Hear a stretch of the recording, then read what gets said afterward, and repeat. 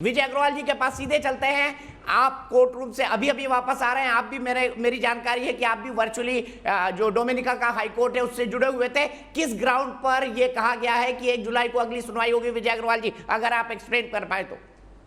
जी देखिए, वैसे तो कोर्ट का गैग ऑर्डर है, तो मैं उसकी प्रोसीडिंग्स के बारे में क्या हुआ ज़्यादा बात नहीं कर पाऊंगा।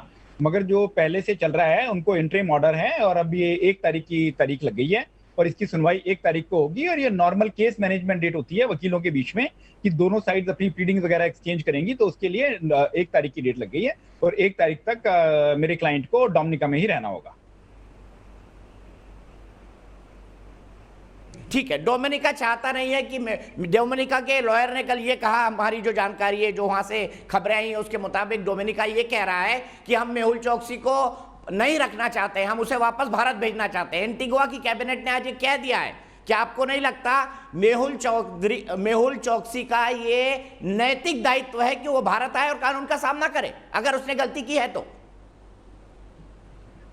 ये किसी पॉलिटिकल पार्टी के और पॉलिटिशियन के कहने से कुछ नहीं होता। एंटीगुआ में हमारे पास 2-2 स्टे हैं, जिनके हिसाब से एंटीगुआ की पूरी सरकार चाहे तो भी मेहुल चोकसी को एंटीगुआ से नहीं भेज सकती। डोमिनिका में भी कोर्ट का स्टे है कि उसको टच नहीं किया जा सकता। तो सरकारें अपने कोई भी हवाई किले बनाती रहें, को हम तो वकील आदमी हैं, हम भगवान को और कोर्ट को सर्वोपरि मानते हैं। तो पॉलिटिशियन क्या कहते हैं, कैबिनेट क्या कहती है, मैं इस बात पर ज्यादा ध्यान नहीं देता। और जब बड़े बड़े मंत्रियों पे मुकदमे बन जाते हैं तो हमारी रिसेप्शन पे इंतजार करते हैं।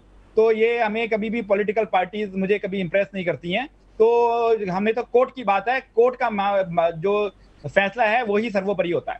तो कोई क्या कहता है पॉलिटिकल माइलेज लेने के लिए, टीवी पे क्या कहता है और अखबार में क्या कहता है, मैं इस बात पे कभी ध्यान ही नहीं देता।